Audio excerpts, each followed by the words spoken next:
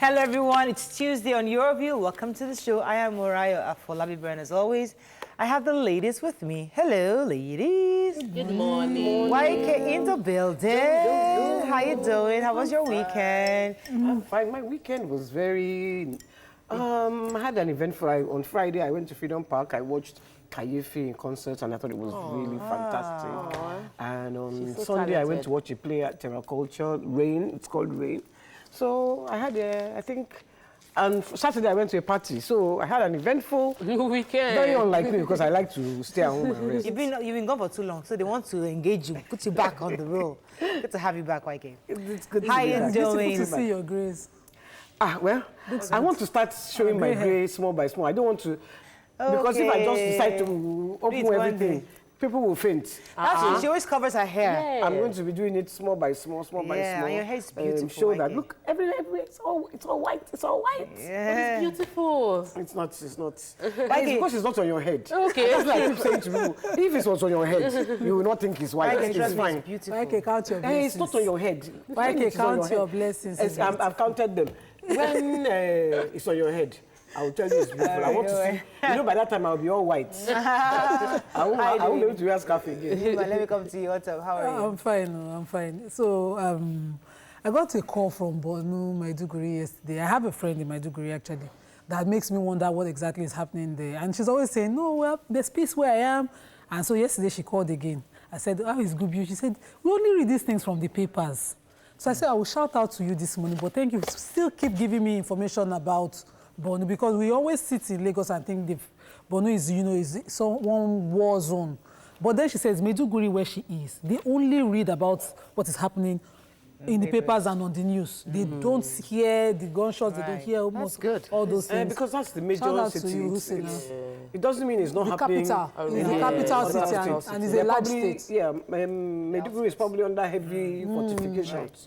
So I'm just hoping that they continue to be safe and then they recover the other areas. But shout out to you, Sena. Hi, Tokwe, how are you? I'm good. I am grateful to God. Yesterday I went for a photo shoot. Husband is photographer, Akin Ajayi. Wife is hairstylist, and the two of them they are in a good ecosystem kind of space where their work interacts with each other. They can actually work all through together. I saw the play and I felt really nice. Me and my husband tried working, and you know what? I gave the reports that it was almost like, because we work on different wavelengths, and it's nice to see husband and wives that are able to effectively run their businesses together. It's really nice. I would like to actually call out the Ikeja Disco, I believe, because Magodo residents are complaining. They finally got this substation attached to them, so they're supposed to be getting power. Consistent power. Yes. And at a higher tariff. I think they're paying about 16 naira. No, 47 naira. Well, one of the people that actually signed the contract told me was 16 naira. I'm not sure who's right or wrong. But they're complaining now that one of my Morinike called me yesterday that she paid 10,000 naira for 3 days. They use up 10,000 naira. There was like 24/7 now. They had but I'm saying, but that's a lot of money. It was that's too high. Uninterrupted, yes. But I'm saying 10,000 is a lot in 3 days. You're better off using your generator. Switch off everything. No, man, I don't say that. People are happy that there is... Some people are not happy. If I didn't have to... Look, let me tell you, generator, it involves... pollution, noise. Apart from the pollution, you will buy diesel. You will repair it. You will service. There are other costs. So if they're going to give me NEPA... You pay 10,000 naira for 3 days. See, look, me, I have a problem with my own NEPA bill. 500,000 every month. I have a big problem. I cannot even pay. Wow. And then the last, and then we don't have lights. When you stick it a bill of 500, and we're still buying it. Now that is where I have a problem. And then they will now come, you didn't pay in time. Look, you are using my lights. What? You know what? I think we would like to call somebody from the disco to come and have a conversation. Aside from Chief Onuto, because we need to understand what this scheme is about, because the other estates would like to have this kind of scheme, but they need to understand exactly what are the criteria and how would the implementation be, because they're actually complaining. I spoke to a few people and they complained that it was the cost is high, but they are happy to have light, and that's what we've been hearing, that if you're going to have almost 24 hours of light, you would have to pay. But this is like through the nose. But they are the one consuming it, oh. Right, it's prepaid meter. I know. It's prepaid meter. I take off some things. They need to turn off some things. Okay, well, me, I need to, because there are other essays that are interested in this scheme, and you need to understand. So people should look at... They provide a substation for your own estate, such that you get uninterrupted power supply, but at a higher tariff. So they become premium clients. They are premium clients. And they are really, really premium in them. Trust me. So in a month, they're probably paying like 100,000 naira per month. That's outrageous. We should look at alternative sources. I enjoy alternative sources. Anyway, let's go on a break. We'll call on the Ikeja Disco to come and tell us exactly what specifically. Okay, let's go on a break. When we come back, it's Tuesday. We have a lot of stories in the paper. Stay with us. We'll be right back.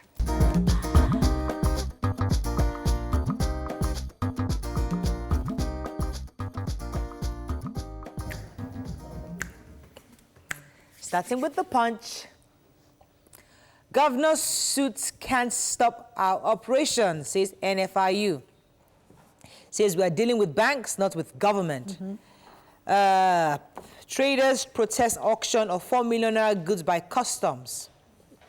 Gunmen killed 2 policemen, kidnapped CMD in Edo.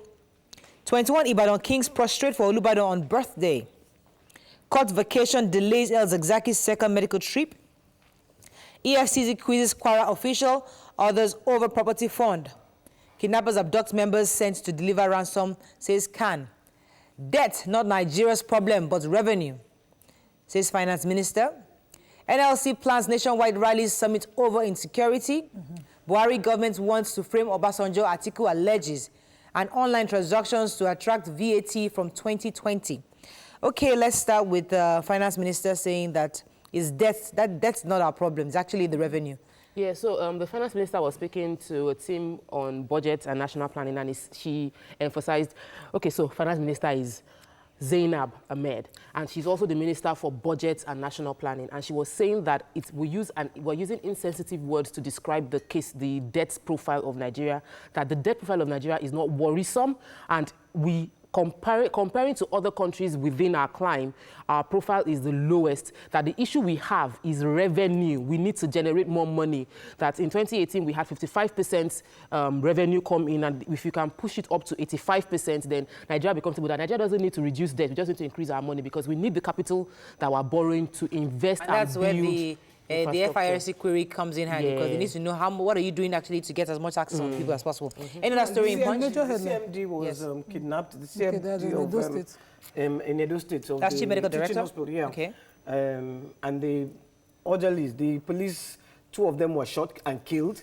And 2 other people, their own identities have been withheld, were killed as well. And he was taken away. So they're asking for more protection for that hospital. Like people are watching them. Wow. And that's an Edo. Yeah, they haven't got a ransom message yet.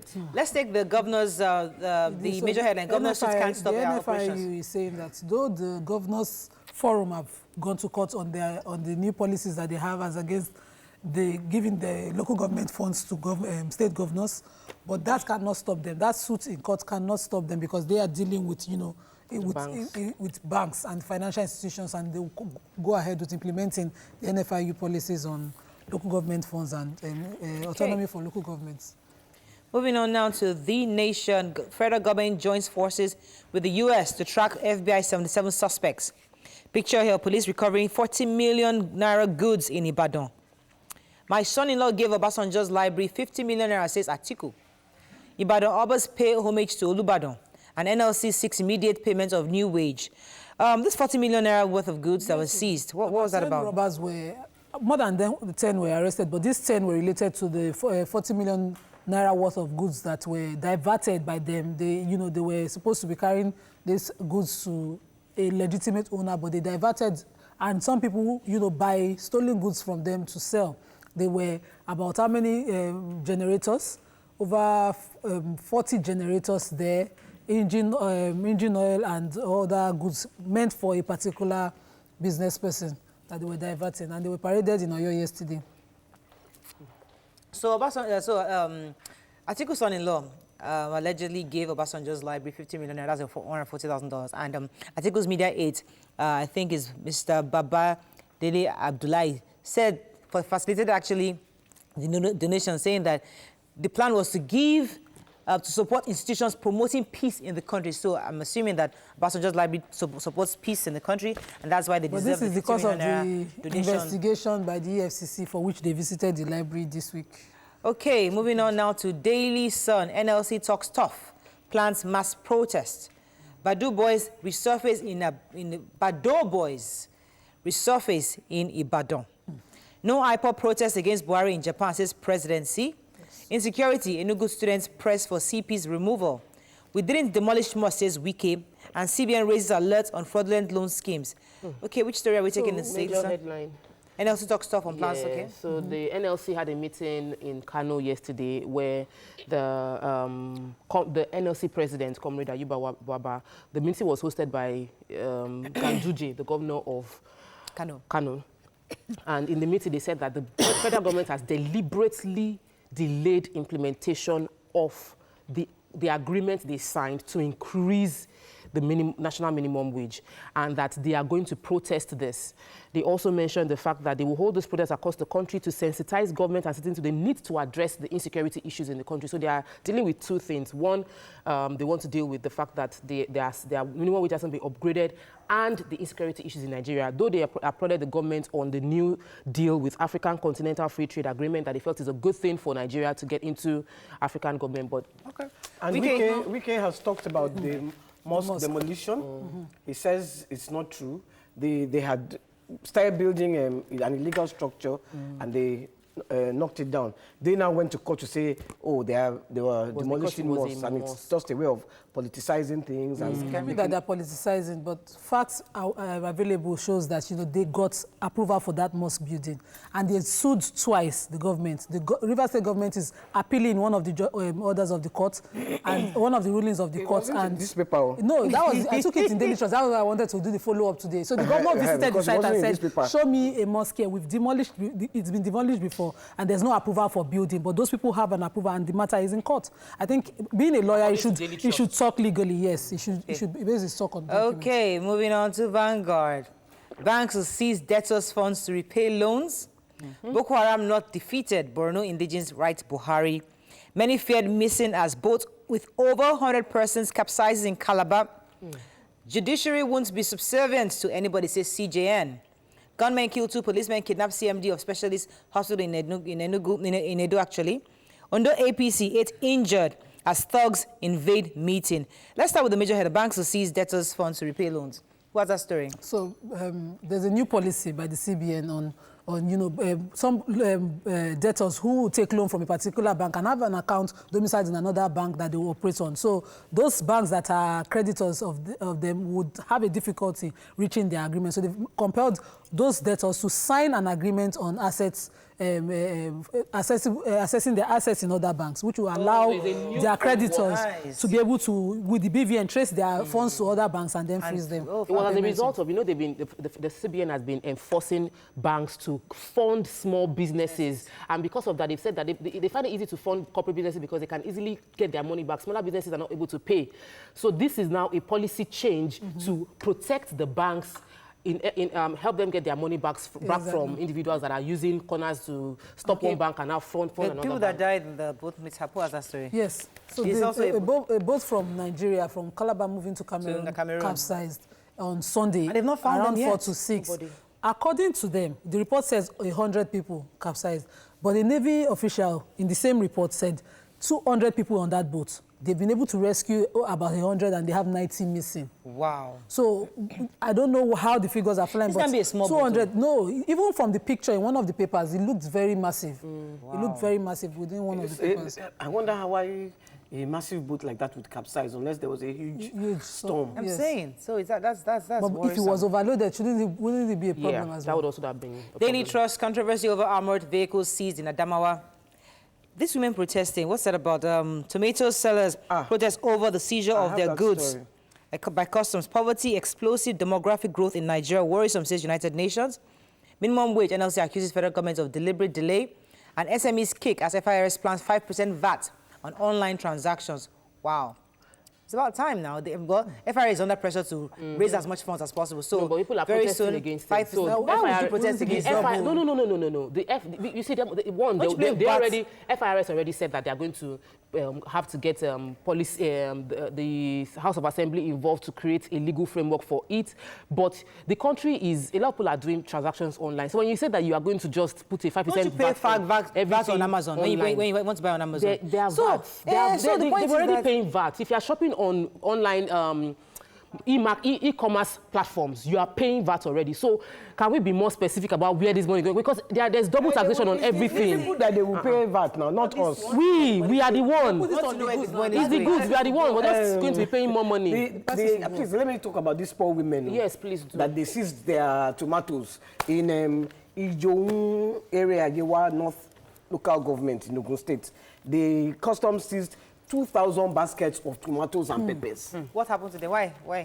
Are they importing the tomatoes? They haven't told them why they are seizing, and they are saying, look, it's not the story. It's not imported. These goods are not imported. So why are you seizing them? Give us a good reason for seizing. Miriam took the story of the Ashiwaju yesterday. I hope it's not the same. Some of the placards read, "We didn't vote to be tortured. Customs wants to kill us. We are farmers, not smugglers." We already have business with, we've signed a trade deal that enables us to do business conveniently with Benin and all these are across borders, so it shouldn't be... We have some contact with customs. I think we'll call and find out what this story is about. And to make it worse, they auctioned the tomatoes. Why? At 200 naira a basket. Why? And these people have invested their money into buying it. So that's why those women are rolling on the floor. So we need to follow up on this. We need to find out what happened. You see, people like this, it's not fair. A basket is 10,000. Yeah, we didn't 15,000. So who is buying it at 200? I bought for Ilea for 10,000. Who bought it at 200? Okay, unfortunately, we have to go on a break. We'll follow up with this story, YK, because obviously we have some contact with the customs. We'll find out what exactly happened. Let's go on a break. When we come back, we have so many things to talk about today. Stay with us. We'll be right back.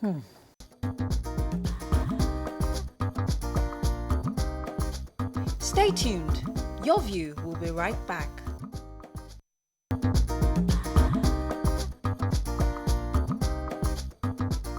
Welcome back to Your View. Thanks for staying with us. So recently, 23 Nigerians are on death row in Saudi Arabia over drug-related offenses. Also, 77 Nigerians were arrested for online fraud. Nigerians are very worried, coming out with all sort of hashtags saying that we're not all thieves. They're trying to redeem our image. So the question is, with the challenge we are facing as a nation in the eyes of international communities, is it an image problem or a PR problem?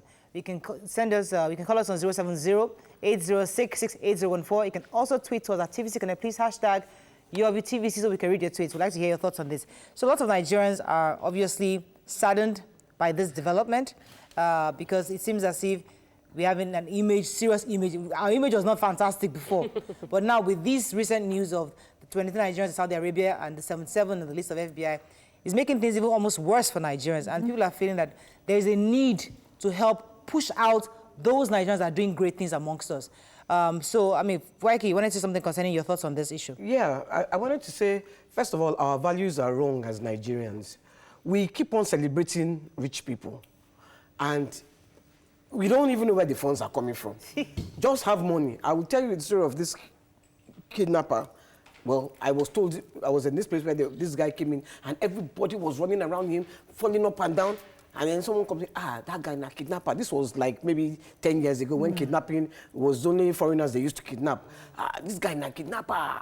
He don't hit. So he had come to spend his money, and everybody, they didn't care that he was collecting his money from kidnapping. It was just that he was spending money. So when we celebrate, now like this Invictus Obi, for instance, I don't know him. I've never heard of him. And I only heard when the bad things happened to him. Yeah. Because we are Nigerians, the news about Nigeria will come to us. Yes. If I'm living in England and I'm not a Nigerian, I will not hear. Like, even though my daughter is Nigerian, I'm sure she has not heard about this. Okay. So the news comes to us. So we're feeling the pressure because we're Nigerians. Exactly. Not because anyone's really thinking about... I don't believe that people know... our image is bad. Let me not deny that one. Because when you come out with your green passport, they look at you. When you say we are Nigerian, they want you. Okay, but one of the things I'd like us to do today. Know who you are. Yeah. No, one of the things I'd like us to do is to mention a few Nigerians that are doing great things. But let me come to Nima first on your thoughts on this. Before we start to mention the Nigerians that are doing great things, can we as Nigerians truly check on ourselves? You know, last week when we took the topic on Invictus, I was saying that, you know, we worship money. We don't know what honor means anymore. When somebody does not have money to show for his achievement, and the person is saying, I've done this number of years, like you mentioned about the civil servant, people will not be inspired by his story. Success. Money is what is important. Is it not this Nigeria that somebody served a term for an offense he committed on us for laundering our money to the UK? When he came back, what did we do? We threw a party. We welcomed him as a son of the soil in Delta State. Is this same Nigeria that they went to investigating a former governor and his own kinsmen blocked the gates? They threw stones at EFCC even though they had a search warrant. They didn't allow them carry out a legitimate search. Is this same Nigeria that people who are being... who are in EFCC net are ministers? Yes, so is this same Nigeria, that a governor had video of receiving dollars of his own people's money and he won the re-election.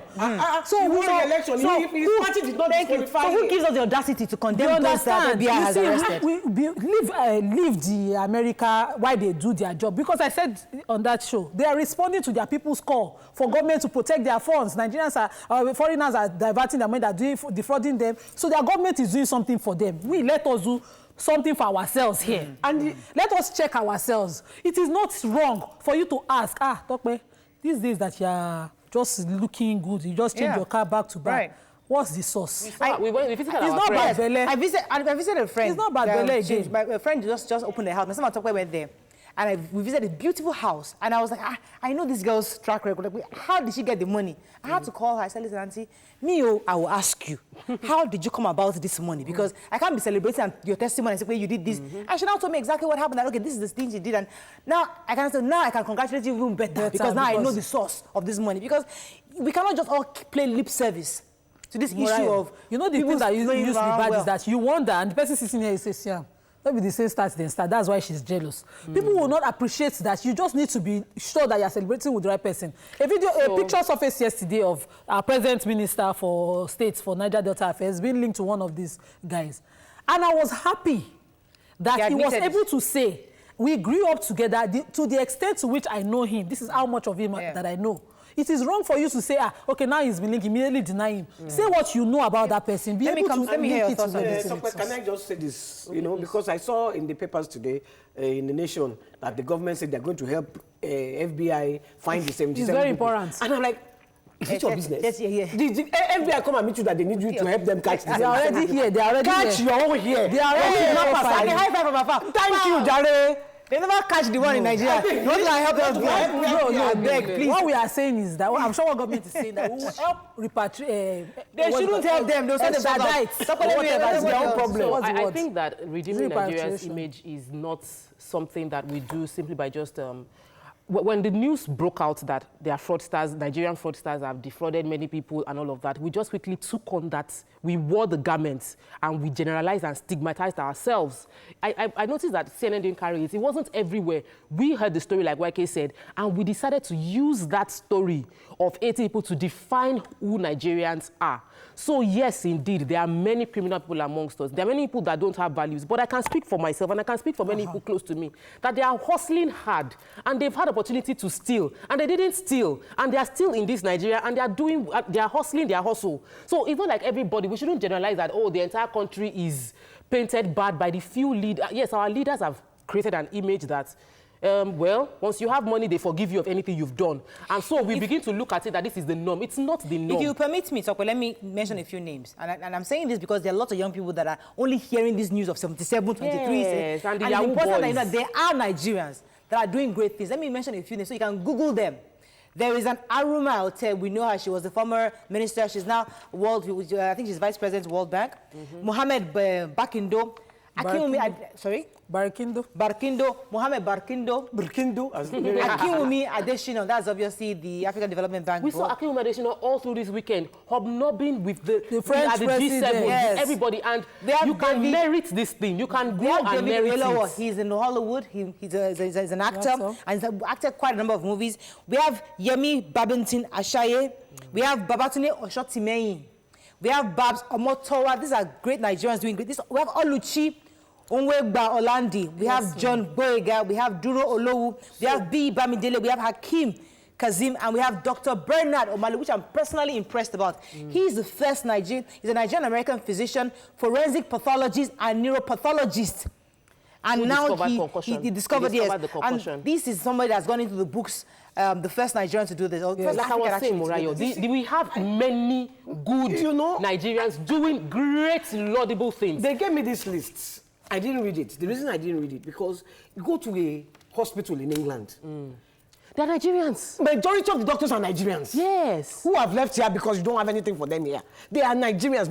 The nurses are Nigerians. The doctors are Nigerians. Go to America. They say, my cousins, I have cousins in England, in America, who are doctors, who are okay. We have doctors here.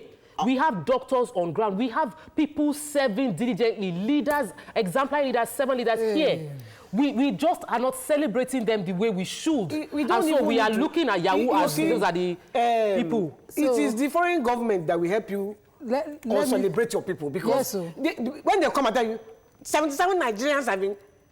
How many Americans, while the 77 Nigerians were... How many Americans have they come to announce to us? How many Americans are killing themselves? Thank you. How many are doing thank you for taking terrorism? We have in the top list of internet fraudsters. The #1 country is still the United States of America, followed by England, followed by Germany, followed by France, and then China, then Russia. So we are not even in the top 10 of countries that have high number of internet fraudsters. We are very small. Our problem is that we are poor, a poor country. May we not we are not a poor country. Our leaders mismanage. We don't have leaders. That one is sure. Okay. But let's not forget what has become popular in our face here.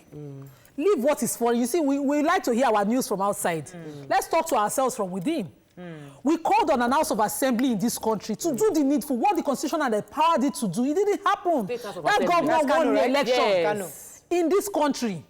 We see mothers say to their 14-year-old, when you're ready, you go take care of yourself. The child is forced into life. They'll say he grew on the streets.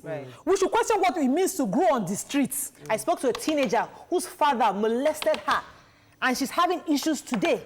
We're not dealing with these issues. We don't deal with issues at home. We encourage, Saudi Arabia. We encourage Yahoo. Mothers will say, there is no Kojale, he is not stealing. All sorts of nonsense. We should look at ourselves from within. Let's take this call. Hello, Henry, are you there? I'm here. Thanks for calling. Go ahead, please. Thank you. Good morning. Morning. Yeah, I so much appreciate the topic that you are talking on this morning. Thanks. Go ahead. Yeah, thank you. Eric, tell me your views. Go ahead, please. Go on. We talk the good, the bad, and the ugly. It is not just for us to hammer on the bad aspects. And I think that the government has to do a lot, the religious bodies, and even the schools, the family too. We celebrate wealth a lot without asking the source. People who live far above their known sources of income are celebrated. And nobody asks questions. The security agencies and others. In fact, if you're a big man, you commit crime in Nigeria, you will almost get a freedom from it. But I think that the values have been eroded, but we have a responsibility to fix things. Thank you very much, Eric. Let me take a few tweets, please. So it's not, sorry, I was going to say something. You can read tweets, let me just say this. It's not just about image laundering. It is about rejigging our minds. Rejigging our minds to stop our values being only about money. It started from the military era where everybody was hailing these military men when they were being spendthrifts and throwing money around. So we have now, our youth now worship money. Yeah. You are nobody if you don't have a brand new car. You are not anybody. Let's take a few tweets and run up. Ajayi Oluwa Olamilekon says, the media houses need to be rehabilitated by stop spreading negative news about Nigeria and Nigerians while the positives are unannounced daily. The change begins with you and me. DJC says, Nigerian leaders have failed their citizens, and this drives them to do all sorts of illegal activities where there is no accountability. And in Nigeria, everyone does whatever they do with crime, and Nigerians have brought this mentality upon them even to the US. Can I just read this one? The tomato issue is real. Please help us contact immigration. Let them tell us why they auction the tomatoes at ridiculous amount. Right. I am tired of this country. That's all we have. We have to move on right now. Well, we're told, breaking news, that Pastor Biodun Fatoyinbo is presently being questioned at the force, at the police CID in Abuja. So, according to the source, the police source says that no one is above the law. So they're obviously questioning him. Now, once we have updates on that, we'll share with you before the end of the show. Let's go on a break. When we come back, we'll discuss child upbringing. Stay with us. We'll be right back.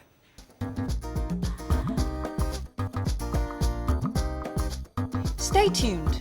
Your View will be right back.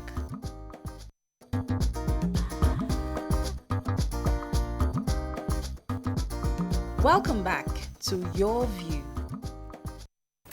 Thanks for staying with us. So it's not far-fetched that women juggle multiple roles, from being mothers and wives and caregivers. They're doing so many jobs at the same time, even household chores. This, in a way, affects mental health of many women. Joining us on the show to address child upbringing and mental health of mothers is the Board of Trustee member, the Criterion, Muhibat Omobolanle Abbas. Also, we have a mirror of Criterion, Mutiat Olashumbo Hassan. Welcome, ladies, to the show. Thank you. You can call us on 070-8066-8014. You can also tweet to us at TVC Connect. Please hashtag YourViewTVC so we can read your tweets. Right. This issue of mental health of women, because obviously women do juggle a lot of things. And I know Nima always tells us how she juggles everything together as a mother. During Ramadan, things are not been easy. But why are you projecting issues of mental health concerning women going through this? Well, you know, it's not easy to juggle. To maintain a work-life balance, especially if you're a mother, you have children, you have husbands, sometimes you have relatives living with you, then you have the finances to look after, you have the children education, you have your husband's needs. All this can get at you. And you have your job schedule, you have your deliverables in the office, which are not, which cannot be compromised. They are not negotiable. So you've got to have a mindset of balancing all these issues in such a way that you take your role as a mother seriously because you know, one, you are accountable to God for it. Two, you brought those children to this world and you have a responsibility to bring them up properly, to be good citizens and good children that you can really point to that at the end of the day, I'm a successful person. Because you are not only successful if you are just focusing on your career or your husband. If you have children that don't give you peace of mind at the end of the day, or everything achieved might have been wasted. So we, in Criterion, as Muslim professionals, we try to educate ourselves or support ourselves on how to balance all these things and still achieve success in all ramifications. I hosted the Criterion Symposium this year, and the focus also was on mental health. Why is Criterion, first of all, tell us what Criterion is as a body so people understand why this body, what they represent, and why the focus so much on mental health these days. Thank you. Criterion is a Muslim women organization in business and the profession, and we are passionate about women and children, all around well-being. So we are very concerned about this situation because when you look at the trend at which this stress is affecting the female, especially if you visit like psychiatric hospital and you see the number of female inmates there that are affected with mental health, you begin to ask yourself, what is responsible for this? And in our quest to answer, to look for the reason behind this, we identified that we need to regularly call to mind about this mental health to women, that they cannot shy away from doing their responsibility, despite they are quite challenging. But at the same time, it is important for them to know their limits and know that when they need to seek for help, they should necessarily Let me come do that. to that point you made about knowing their responsibility, because today their responsibility is being redefined in different ways. Because we don't know, a lot of people find, like, how do you define what a woman's responsibility is in today's times? Now, a lot of people have done a lot of events to help women, but forgetting that these women have men, they are married to these men. And the solutions might actually be from the men who understands that my wife is being stressed, strained for these activities she's playing. Can't they be the one to adjust? So what's Criterion doing to also counsel the men so that they ensure that they don't overstress these women in all these multiple roles she has to play? Actually, most of the time when we are organizing this kind of talk, we carry along our male counterparts, that is the companion. We as well invite people from the public that are male to be part of it, because we believe that we cannot do it all alone. We have to strengthen each other. When a wife is going through any problem, the first person to know is the partner. And he should be able to give a helping hand and be objective about addressing the situation on the table, so that we will both get the desired result. Okay, so most of the time when we hear mental health, you know, they keep saying seek professional help, but when you hold your meetings, what are the practical tips that you share with these women that would help them find balance? What are the practical tips you would share with women watching us now that would help them find the balance in not resorting or becoming another number that would be in those psychiatric hospitals? What can women do? We talk about the Quran. The Quran has specific roles for women, for men, and each person must know the responsibility. Apart from that, being a professional group of diverse professionals, we do assist ourselves. During our meetings, first of all, we talk the Quran, we talk health talk, we have pick and talk, which radiates around issues that affect women and children. So individuals will be given this pick and talk, they will talk about it, then a bigger person, that is a professional, will now summarize and give them tips on those topics. That one, you know your limit as a person. Two, you need to update your knowledge, because at times the challenges we have is due to lack of knowledge. If you have knowledge, then you can really plan your life in such a way that you deliver. Let's break down. Actually, let me quickly add to that. In addition to that, we encourage ourselves to rely totally on Allah for our strength and to consult our Quran regularly, because Allah provides solutions to most of our problems. Just like He has identified each person's role in a family. It's a way to let people know that we need to strengthen each other. He also gives us different tips on how to make our life easy. Okay, let's go on a break. When we come back, we'll continue this conversation. Stay with us, we'll be right back.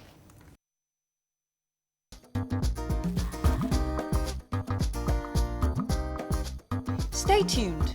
Your View will be right back.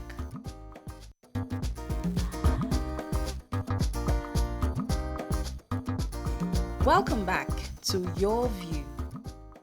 Thanks for staying with us. So aside from mental health, we know we also focusing on bringing up the children as a strain. Could you tell us what type of advice would you have for women concerning how to ensure that children have the right upbringing?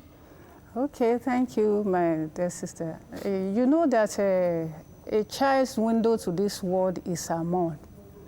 And the mother's role is very critical in training children. When a child comes to the world, he knows nothing about his environment. It is the mother that gives him the direction to go in life. And when he does this properly, this gives the child a very solid foundation and keeps him or her going through the difficulties in life. and make that child to grow up, to be God conscious, and be patient in facing life challenges. So the role of mother is very, very important to nurture a child to a successful adult.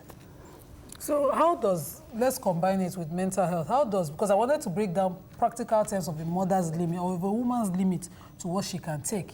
We are Muslims and then we're Nigerians. We know how women are overloaded with everything. Some people say it's their role to wash husband's clothes, as you know, as opposed to what we know religiously, and they would back it and say, my grandfather never did.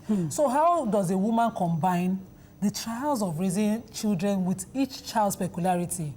I know that children are usually not the same. Yes. And some children have certain disabilities, learning difficulties and all those things. A mother, if she's saddled with the responsibility alone, would of course sometimes bend under the stress of having to do it alone.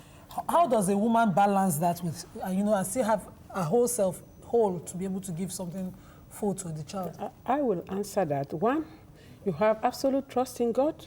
2, planning. 3, you study your children. You know the strengths and weaknesses. So you use the strengths of each positively, and you don't hammer on the weaknesses. You try to help them to manage the weaknesses, but you focus on harnessing the strength of each member of the household. Although some men cannot wash, there is washing machine. Some men cannot wash, they can iron. Some love to iron. Some cannot sweep, they can mop. I have a son who is very energetic. If you ask him to mop the whole house, he's good to go. But if you ask him to do some other chores, he may not like it. Let me take this call. Morning, are you there? Hello, good morning. Thanks for calling. Go ahead, please. Yeah, I'm calling from London. Hi, Dennis. Thanks for calling. Good morning. Mariah, I'm a first-time caller. Welcome to the show. All right. Look, I just want to make brief contribution, and I will appeal to you to allow me to speak, please. You see, you made mention about the last topic. I would like to make a little bit contribution about the last topic, about these fraudsters. You see, it's so sad that Nigeria has gone to this level. I want to say something. On the 18th of July, I ran into a prominent Nigerian. I was shot at Park Lane, London, in between Dorchester and Marriott Hotel. Okay? I drove out and I got to the filling station. I wanted to do something, but they said I should pay with a card. I should pay with cash, so I came out to get cash. So I wasn't really familiar. So I now got into BMW Park Lane. Take it down. I wrote it down in my diary. I can never forget that day. You have to hurry up. I went to reception, and I asked the lady, please, look, I lost my, where is the cash point around? You said, you missed your way, just come and go back to where you're working. So I got inside there. So briefly, you know, I saw 4 Nigerians went into that BMW Park Lane showroom. 1 with the 4 with blazers, 1 with kaftan. I'll mention his name. So when I finished with the receptionist, trying to come out, I turned. Those who were walking towards the receptionist. And I turned. Do you know who I saw? Nuru Rubatu. I shook him. I said, Oga Rubatu shook me.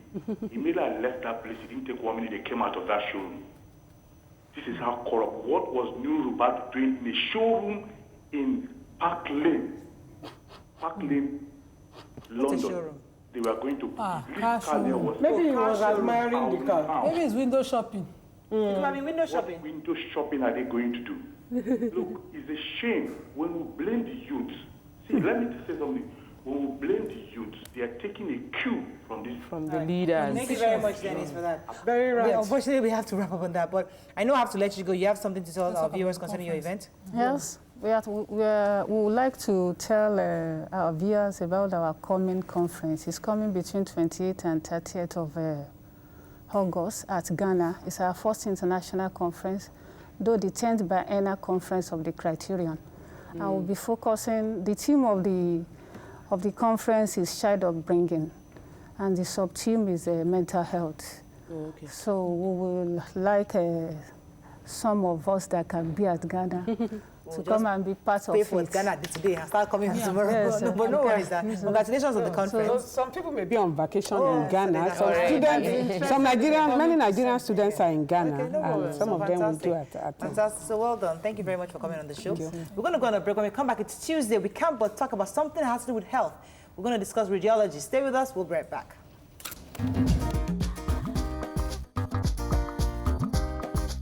Stay tuned. Your View will be right back.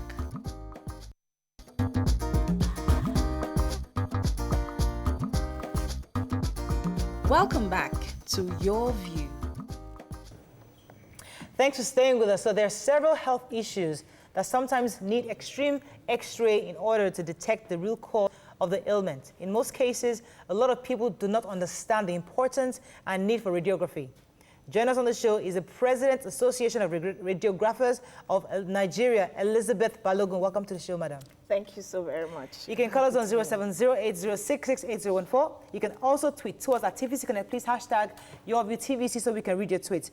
Concerning issues of radiography, I know lots of people are always scared when they're asked to go get an X-ray because everybody's scared of cancer. You know, you hear that, oh, something happened, radiation caused cancer.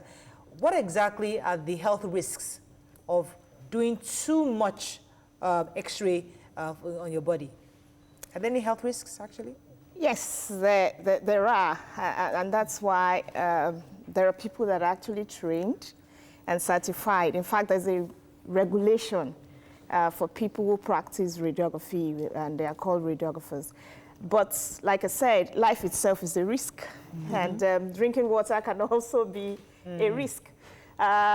There's what we call the risk-benefit analysis. For instance, if there's been an accident and there's a fractured ribs, not knowing that there's a fractured rib is a risk, that can complicate the issues for that patient. But when a chest X-ray is done and it's been confirmed there's a fractured rib or the lungs has been punctured, the management changes and there's an intervention, and this person is able to get better and get well. So radiography covers how many types of, because you just mentioned X-ray. I thought, does it cover doing a mammogram? Does it cover doing everything that invasive, those passing the rays in through your body, any form of such tests? Is that what it covers? Or what exactly does a radiographer do? Okay, maybe at this point I'll just define what radiography is. It's actually an art. An art because there's a picture at the end of the day, which is beautiful and can be appreciated. And also a science of the application of various forms of radiant energies on human beings when they are requested for and they are needed. And it involves X-ray imaging, which is what we're used to generally. We call it conventional radiography. Computer tomography, which also uses X-rays. And we have ultrasonography, which is ultrasound. Yeah, okay. You have magnetic resonance imaging. Like the mammo you mentioned also uses X-rays. Okay. So all of those things. All of those. And beyond just the diagnosis, we also use X-rays or these radiant energies to treat. That same cancer people are scared of, and we call those ones radiation therapy. So it's about diagnosis and treatment as well. Yeah, I wanted to ask, you know, we all know that there are risks involved with having X-rays. So that's why they put one big iron gown on you before you take it. Not iron, lead. X-ray. But that's the patient. Yes. What of the radiographer that is exposed to it every day, all day? That's their work. Aren't they at serious risk? Well, sitting right before you, it's a radiographer that has practiced for 22 years. Oh, wow. And I've got a lot of senior colleagues that lived up to 84. And I can say we also have a couple of radiographers who have twins. We're still investigating if it is because of what they practice. But like I said, you need to be trained, certified, and regulated. And this helps. So as a practitioner, there's a way you protect yourself. If you had an X-ray before, the radiographer is not actually in the room with you at all times. He does the positionings and all that and said, I'm talking to you. You now start seeing the radiographer behind a glass. That glass is lead coated. for protection. And so the radiographer you needed it at that point. Sometimes that they are not in the room, because when an HSG sometimes is done, yes, HSG fluoroscopy, but then they wear the protective gown. Let me ask you about technology in Nigeria. I mean, we know a lot of people travel abroad to get certain type of tests done. How equipped are we in Nigeria to do a lot of extensive radiograph tests or X-rays? How do we have the kind of requisite machines to do this? Well, gladly I'll say we are not doing badly as a nation. As a matter of fact, even in Lagos. Okay. As a matter of fact, when hospitals advertise and are telling you new innovations about their hospitals' equipment, it's majorly about radiography equipment that they brag about. And a couple of years back, the government came into what is called public-private partnership, where investors can now come in and invest their money and bring in all this, because they are actually very expensive equipment. I must tell you, they are very expensive.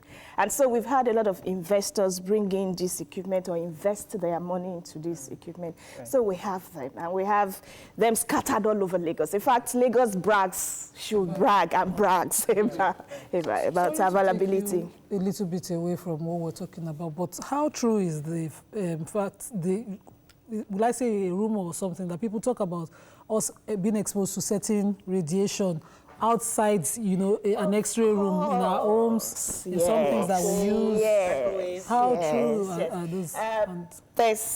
For those of us who are students of physics, there's what is called the electromagnetic spectrum, where you have the high energy electromagnetic from the gamma, the X-rays, then you have the non-ionizing, that is those ones that cannot, I'm trying not to speak physics, but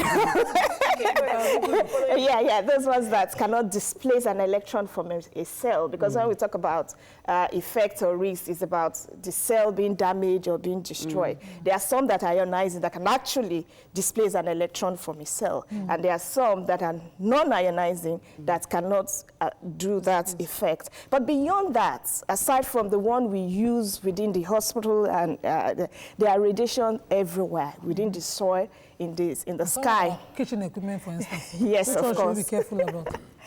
Well, I try to shy away from all that too, because, like I said, we talk about the ionizing and the non-ionizing. And I'll tell you that what I deal with is far, far, far hazardous than what we, as a people, are running away from. And as a matter of fact, even the microwave is something that is also applicable in health. We are now talking about microwave ablation for tumors and all that for treatment. But those are at high energy form. So I wanted to ask about the challenges of misdiagnosis, because many people in Nigeria, apart from the fact we don't even have access to good health care, a lot of people die due to the fact that they did not get the right issue. So if there's a swollen pancreas or something, when they do like the sonogram, if you don't get it right, there might be challenges. Is there any way for the patient to know or ask and question whoever will be doing the radiography to be sure that this person is a professional? Are there things that we can see in the facility that will make us know that this equipment is outdated? How can you advise us going forward? That I will also give to Lagos, because we're in Lagos State. There's a structure and there's a setup, and they go from hospital to hospital to make sure that those that are working are professionals and they are able to do it. But we cannot also shy away from the fact that there are quacks. Hospitals would employ. Yes, and they are all over the place. But if you, as a person, get to an hospital, as a patient, you have a right. And I'll tell you, the practice now is a patient-centered management, where the patient is also involved in the treatment, in the diagnosis. So you have a right to ask questions. You have a right to question whoever. I've been to a facility where I'm supposed to run a test, and I say, can I meet you? I'm a radiographer. The person is like, just disappeared. And somebody else had to come out and say, okay, I'll be doing your chest. Pregnant women get scared because they feel that it harms the baby. Is that correct? Yes, it is. At the early stage of development, mostly, let's say, the first trimester. Even for us as practitioners, you can't hide pregnancy as a radiographer. In fact, you cannot think that there's a witch in your office. The day you see the color that is positive, you got to tell your manager, ma'am, I'm pregnant. So radiographers, for the radiographers dealing with... Yes. Okay, what about if you are going for the checkup? There's an initial withdrawal for the radiographers. For pregnant women, there are signs all over, and we ask. In fact, some get embarrassed. From 16, I'll say, hello, girl. I try to excuse your parents. Could you be pregnant? Could you be, you know? And some have even been embarrassed or embarrassed some people. For instance, if I have Yenny on my table and I say, hey, YK, could you be? It was just like, but we now have people giving birth at 54, late marriages. Hey, now. let me tell you. I reject you.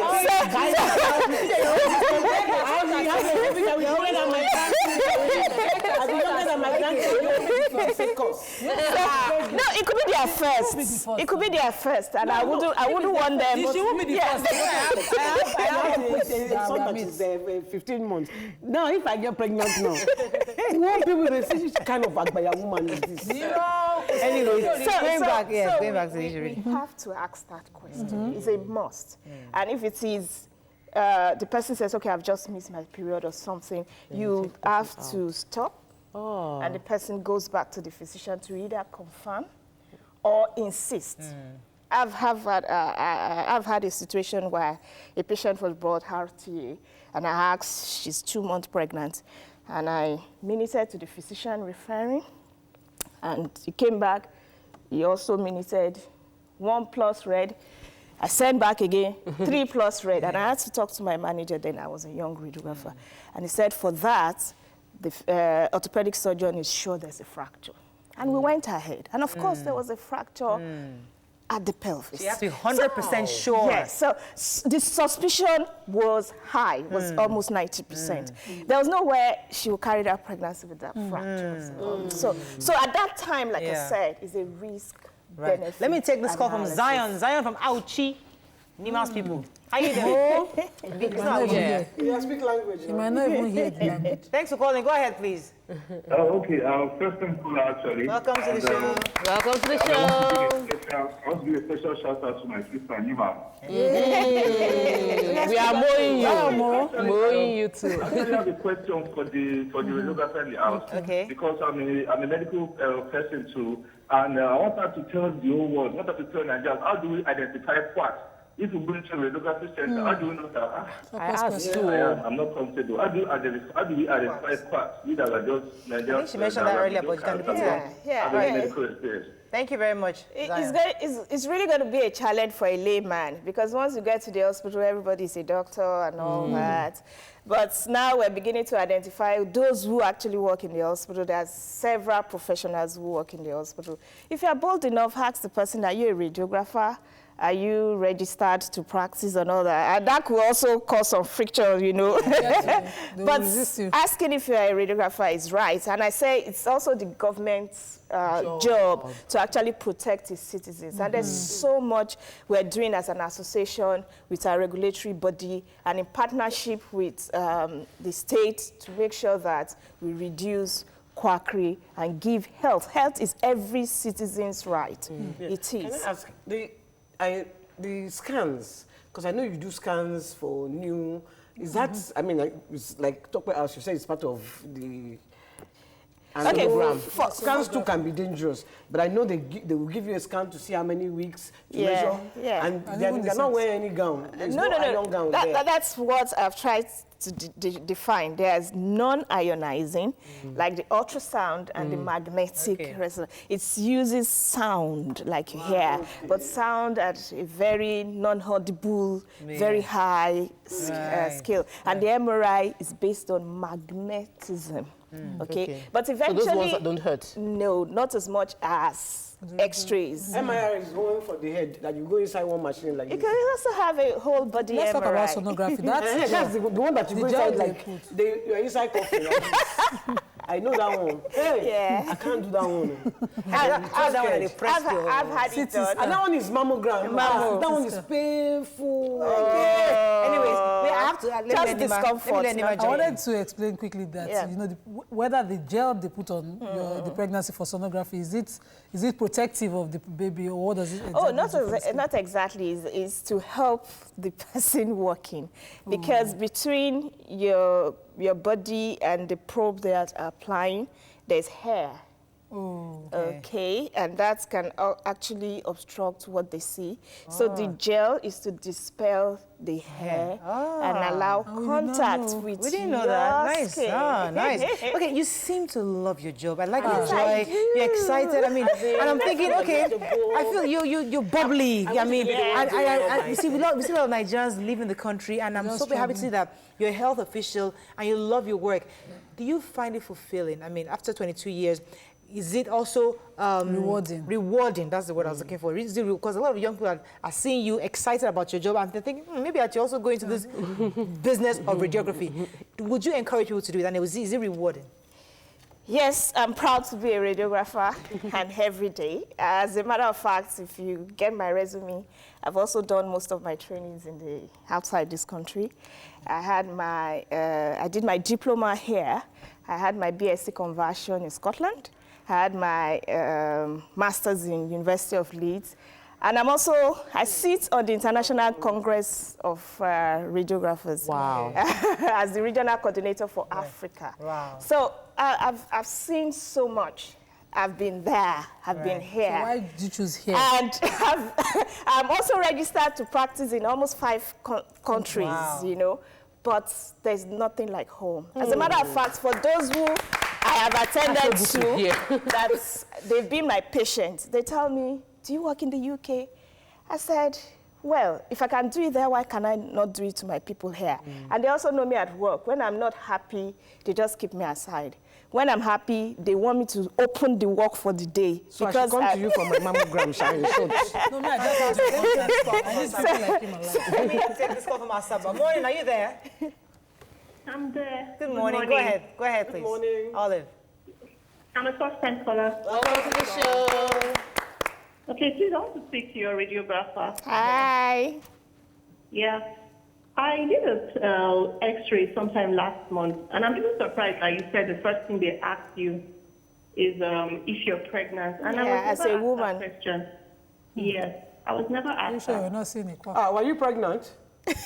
No, I was not, but I was kind of surprised. I don't know. Maybe I could be. I don't know. Yeah. Okay. I'm sorry about that, but if you also look around you, there should be flyers posted on the doors to say, please tell your radiographer if you're pregnant. Like I've also said, we are talking about patient-centered care. We are in the days of Google. You have your right, you know your right. Also check up these things before you go to the hospital. If your physician gives you... That's the informed person. I saw, because I did chest X-ray, and I saw that it was the poster there that if you're pregnant and all of that, but I wasn't asked. But I think that I also filled the form. My form already contained that I wasn't pregnant, because I wrote my last period and all of that. So maybe because the person had seen the form and known that you were not pregnant, he didn't need to ask anymore. I wasn't asked anything. Even though maybe they thought probably they check the age. So but this time, we should not shy away from it. We have surrogates. There's a big conference coming up. Now I want to attend your conference because you're so bubbly and excited, and I'm like, okay, I want to know what you would do. So tell us about this. Come to you for my mammogram. Maybe it won't be painful. It will be, but the discomfort will be there. What exactly are you trying to do with this conference? What are you trying to do? All right, there's going to be a conference of all radiographers in Nigeria. And as a matter of fact, we're going to be having some international delegations as well for this conference because of my status and a few other things. In that place will be no, we'll be radiant like I am, you know. So it's going to take place in Lagos. The venue is going to be Radisson Blue for the opening and the scientific session. It's like a And one beautiful thing is that the topic is about radiotherapy and nuclear medicine in Nigeria, the prospects and challenges. What does that mean? Could you Yes. I told us about X-rays also being used for treatment of cancer.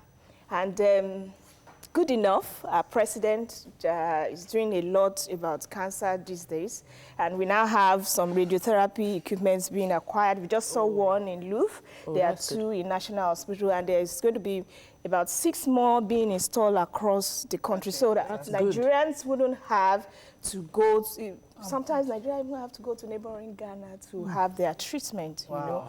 So we want to create an awareness so that people will know these things are here now. with us in Nigeria. That's good news for the health sector. And then you also have the radiation therapists, who will be the last person to actually administer the radiation dose for your treatment. Yes, that radiation is for the people with cancer. Yes, for the treatment. It's an high dose. That's fantastic. Let's do you do that as well? We have to run, but let me take a few tweets. Vicky says, I love the way the radiographer is addressing the topic today. Really happy, warm, and insightful. She radiates so much joy. Ozad says, yes, of course, but not forgetting that being a man isn't easy. So living the kind of life you want. But if many of these patients are examined thoroughly, not all problems are men-related. Some are standard. We have to round up, but we must celebrate. I'm sorry, it says your guest seems to enjoy her job. She's bubbling. Yes. So, I think, and I really celebrate you because, as I said, every day we talk to Nigerians that are living, and you're here bringing back and doing the great things, and you love what you do. We can see it. In fact, my next job when I come is a radiographer. All right, join us tomorrow on our live audience show. Have a fabulous day. See you then. Bye-bye. Bye.